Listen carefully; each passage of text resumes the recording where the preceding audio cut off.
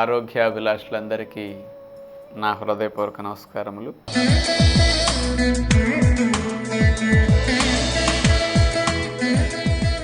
ఈరోజు మనం చిన్న పిల్లలకు అన్నం వండే విధానం తెలుసుకోబోతున్నాం. మన ఇంట్లో 6వ నెల వచ్చిన దగ్గర నుంచి చంటి బిడ్డలకి అన్నప్రాసం చేసి ఆహారం పెట్టడం ప్రారంభిస్తారు. ఇది తల్లికి పాలు రానందువల్ల పిల్లవాడికి ఆహారం లేదు కాబట్టి బయట నుంచి ఆహారం పెట్టి అందించే ప్రయత్నం మన పెద్దలు 6వ నెల నుంచి ప్రారంభించారు. ఎందుకంటే కొందరికే పాలు రావట్లా 6వ నెల నుంచి, కానీ కొందరికి సంవత్సరంన్నర పాలు వస్తాయి. మరి వాళ్ళకి ఎందుకు వచ్చినాయి అంటే వాళ్ళు బాగా తింటారు కాబట్టి పాలు వస్తున్నాయి. కొంతమంది సరిగా తినరు, తినరు, శరీరం ఆరోగ్యంగా తినరు, ఏదో కారణంతో తినరు. పాలు తినకపోతే రావు. మీ గేదె గడ్డి సరిగా అయిపోతే అది కూడా పాలు ఇవ్వదు. ఇక్కడ ఆహారము అనేది దంతాలు రాని వరకు పెట్టకూడదు. ఇది ధర్మం. మీ పిల్లవాడికి దంతాలు లేవంటే తాగేయి ఇవ్వాల్సింది, మీరు తినేయి కాదు. ఇంత చిన్న విషయం ఇది. అందుకని మనము తల్లిపాలని సంవత్సరంన్నర వరకు పిల్లవాడికి ఇవ్వాలి. సంవత్సరంన్నర పాటు తల్లిపాలు రావాలంటే తల్లికి బలమైన ఆహారం పెట్టాలి. మొలకెత్తిన విత్తనాలు, వేరుశెనగ పప్పులు, నానపెట్టినవి, బాదం పప్పు, జీడిపప్పులు, ఇలాంటి ఏవి కుదిరితే అవి డబ్బులు తక్కువలో మీరు పెట్టుకోండి. మధ్యాహ్న పూట ఆకుకూరలు, కందిపప్పు, పెసరపప్పు వేసుకుని, సోయా చిక్కుడు గింజలు నానపెట్టుకుని ఉడకబెట్టి కూరలు వేసి వండుకోవటం, ఇవి మధ్యాహ్నం ఇట్లాంటివి పెట్టండి. పుష్కలంగా 2 ఏళ్ళైనా పాలు తగ్గవు. అసలు అందరికీ పాలు వచ్చేస్తాయి. అందుకని సంవత్సరం నుంచి సంవత్సరంన్నర వరకు అసలు మీ పిల్లవాడికి తల్లిపాలు తప్ప ఇంకోటి పెట్టకుండా ఉంటే మీ పిల్లవాడికి 100 ఏళ్ల జీవితానికి సంబంధించిన ఫౌండేషన్ మీరు కరెక్ట్గా వేసినట్టు. రోగ నిరోధక శక్తి చాలా పెరుగుతుంది. పిల్లలకు బరువు ఎక్కువ పెరగరు భవిష్యత్తులో తల్లిపాలు ఎక్కువ పాలు తాగితే. ఎందుకంటే ఫ్యాట్ సెల్స్ తక్కువ తయారవుతాయి తల్లిపాలు తాగితే. బయట ఆహారాలు చిన్నప్పటి నుంచి ఎక్కువ పెట్టేస్తే కొవ్వు కణాలు ఎక్కువ తయారై పిల్లవాడు ఊరికే లావు అయిపోతాడు. ఇది వాడి ఫౌండేషన్ మీద దెబ్బ. అంటే ఈ ఫౌండేషన్ అనేది వాడి లైఫ్ మీద చాలా ప్రభావాన్ని చూపుతుందన్నమాట. అందుకని పిల్లలకి సంవత్సరంన్నర దాటినప్పటి నుంచి ఉడికిన ఆహారం అలవాటు చేయండి. ఇంకా ఈ అన్నాలు వండే విధానంలో ఎలా చేస్తే మీకు బాగుంటుంది పిల్లలకి, సంవత్సరంన్నర వయసు పిల్లల నుంచి 4-5 ఏళ్ల వయసులోపు పిల్లలకి, కొంచెం పెద్ద పిల్లలకైనా పెట్టుకోవచ్చు. ఇది అన్నం ఎట్లా పెట్టాలి. అన్నము అంటే మీరు తెల్లటి అన్నం వండి మెత్తగా దాన్ని పేస్ట్ లాగా చేసి పెడుతుంటారు. పాపం ఆ పిల్లలకి ఎంత పాపం చేసినట్టో మనం అలాంటి అన్నం పెట్టామంటే. ఏమి బలం ఉందని అది పెడితే ఏమన్నా ఒక్క లాభం చెప్పండి. తెల్లటి బియ్యంలో మీరు ఆ చిన్న పిల్లలకి పెట్టాలంటే ఆ తౌడు తెచ్చి పెట్టండి.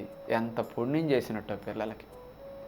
మీ గేద ఆవులకి గర్భవతులు అయితే పాలిస్తుంటే దానికి తౌడు పెడతారా? మీ పిల్లోడికి మాత్రం పనికి రాని, పురుగులు కూడా పడని తెల్లటి బియ్యాన్ని తీసుకొచ్చి పెడతారు.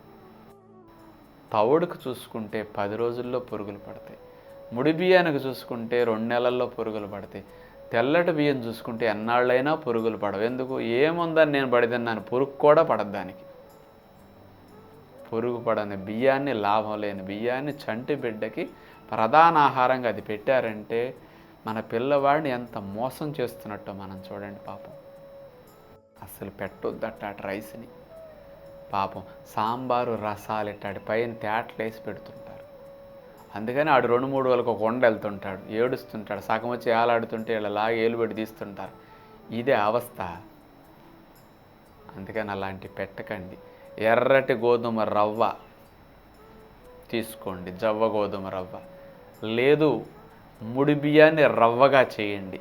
ఆ రవ్వ దంతాలన్నీ వచ్చాక కావాలంటే ఇక రవ్వ చేయకపోయినా అన్నమే మెత్తగా ఉడికిస్తే సరిపోతుంది. ఈజీగా ఉడకాలంటే రవ్వ, ఎర్ర గోధుమ రవ్వ, ముడి బియ్యపు రవ్వ, లేకపోతే కొర్రల అన్నం, ఇట్లాంటివి ఏవైనా సరే. సజ్జలు కూడా చేయొచ్చు, కొంచెం గట్టిగా ఉంటాయి.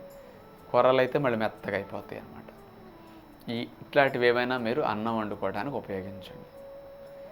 ఈ అన్నం వండేటప్పుడు మీరు నీళ్లు పోసి రవ్వని బియ్యాన్ని ఉడికిస్తుంటారు. అలా ఉడికించొద్దు. ఇలాంటి పిల్లలకి కొబ్బరి పాలు ఒక గ్లాసుడు తీయండి.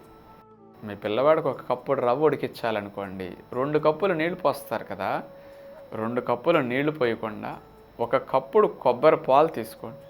కొబ్బరి అంత తురిమేసి ఇన్ని నీళ్ళు వేసి గ్రైండ్ చేసి బాగా పిప్పి తీసేసి ఆ పాలు తీసుకోండి. కొబ్బరి పాలు ప్రతిరోజు 1-2 కప్పులు కొబ్బరి పాలు వెళ్ళేటట్టు మీ వాడికి జాగ్రత్త పడండి.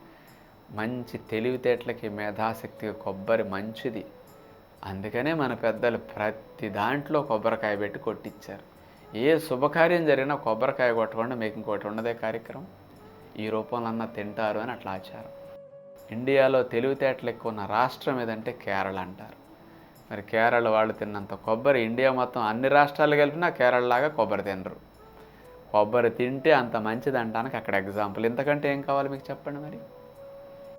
అలాంటి కొబ్బరి పాలు తీసుకుని రోజు శ్రమ అనుకోకుండా ఆ పాలు ప్లస్ ఇంకొక కప్పుడు పాలకూర కానీ తోటకూర కానీ గ్రైండ్ చేసి ఆకులు రసము తీసి దాన్ని ఫిల్టర్ చేసేయండి, ఆ పిప్పి తీసేసేయండి. ఆ రసము ఈ 2 కలిపేసి అన్నం వండండి పిల్లలకి. ఈ అన్నం ఉడికేటప్పుడు ఇంత పెసరపప్పు ఇది వేపి ఉంచుకోండి సీసాల దోరగా. మొకుట్లో వేపాక ఆ పప్పు అట్లా ఉంచుకుంటే బాగుంటుంది. దాన్ని నానబెట్టేసేయండి ముందే. ఆ నానబెట్టిన పప్పు ఈ అన్నం ఉడికేటప్పుడు అంత పడేయండి. ఇది కూడా మెత్తగా అయిపోతుంది. ఈ కొబ్బరి పాలు 1 కప్పు, పాలకూర కానీ తోటకూర కానీ జ్యూస్ 1 కప్పు, 1 కప్పు రవ్వ ఉడకటానికి 2 కప్పుల నీళ్ళ బదులు ఈ 2 రసాలు పోసాం. అందులో ఈ పప్పు వేసాం. ఇంకేదన్నా కావాలి కొంచెం ఇంత టమోటా పిసికేసి ఆ రసం పోయండి. ఇంత కొంచెం కావాలి, కొంచెం ఇంత క్యారెట్ తురుము కొంచెం కలపండి, అందులో కమ్మగా ఉంటుంది. కాకపోతే ఇంత కొత్తిమీర కానీ ఏదన్నా పుదీనా కానీ ఏదన్నా కొంచెం పేస్ట్ లాగా చేసేసి ఆ పేస్ట్ కలపండి, ఇంత కొంచెం కమ్మగా ఉంటుంది. ఇలాంటి అన్నం వండితే చూడండి ఎన్ని పోషక పదార్థాలు వెళ్ళిపోతాయో. ఇలాంటి దాన్ని మీరు వట్టిగా పెట్టండి, కాస్తంత మేగడ కలిపిస్తే కమ్మగా తినేస్తారు పిల్లలు. ఇక ఏదో కాస్త వెన్నపూస నెయ్యి వేస్తారు, అది అలవాటైతే ఇప్పుడు పెట్టిన చిన్నప్పుడు ఏం కాదు, కానీ పెద్దయ్యాక మానిపించండి. కొంచెం అట్లాడితే కలిపేసి పిల్లలకి పెట్టేసేయండి. ఒట్టిగా పెట్టినా తినేస్తారు, వాళ్ళకి ఏం తెలియదు పాపం టేస్ట్. అదే టేస్ట్ అలవాటు అయిపోతుంది అనమాట. అలా పెట్టేసి కొంత తినిపించాక కొంత పెరుగేసి అలవాటు చేసేసేయండి. లేదు ఇంకొంచెం బాగా తినాలంటే అరటిపండు దీంట్లో కలిపితే తీయగా ఉంటుంది, ఇట్లా పెట్టేసేయచ్చు పిల్లలకి. లేదా పెరుగు అరటిపండు వేసి ఒకసారి పెట్టండి, లేదా ఇందులో కొంచెం తేనె కలిపేసి పెట్టేయండి, లేదా ఇంత ఎండు ఖర్జూరం పొడి కలిపేసేయండి. శుభ్రంగా పిల్లలకి అట్లా ఉంటే తీయగా ఎంత బాగా తినేస్తారు. రోజు ఎండు ఖర్జూరం పొడి వేయండి, లేకపోతే రోజు అంత తేనె కలిపేసి దాన్ని ఒక పేస్ట్ లాగా అయిపోతుంది కదా, దాన్ని స్పూన్తో పెట్టేసేయండి, శుభ్రంగా తినేస్తారు. అంటే ఎంత న్యూట్రిషన్ ఇచ్చినట్టండి పిల్లలకి. ఇలా అన్నం వండండి. సాయంకాలం మళ్ళీ 5 6 పిల్లలకి పెట్టండి. పొద్దు అస్సలు పెట్టకూడదు.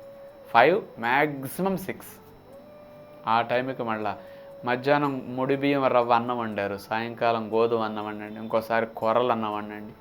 ఇలా ఏదైనా సరే అన్నం వండేటప్పుడు కొబ్బరి పాలు, పాలకూర కానీ తోటకూర రసం, ఒక పూట పాలకూర పోసామనుకోండి రసం, ఇంకో పూట తోటకూర రసం తీయండి.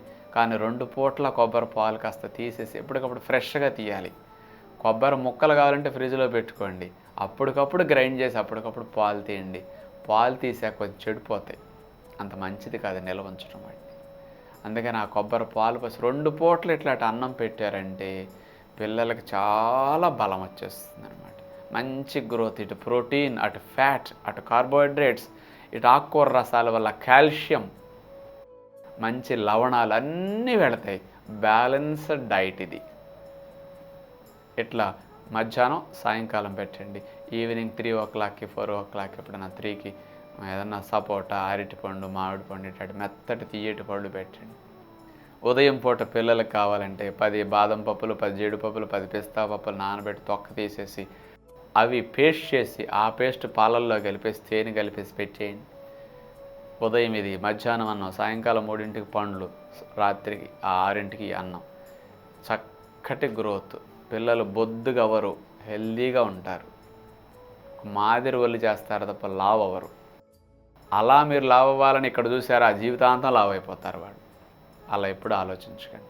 ఇలాంటి మంచి ఆహారాలు మీ పిల్లలకు పెంచి మంచి ఫౌండేషన్ వేస్తారని ఆశిస్తూ తదుపరి కార్యక్రమంలో మళ్ళా కలుద్దాం. అందరికీ సెలవు. నమస్కారం.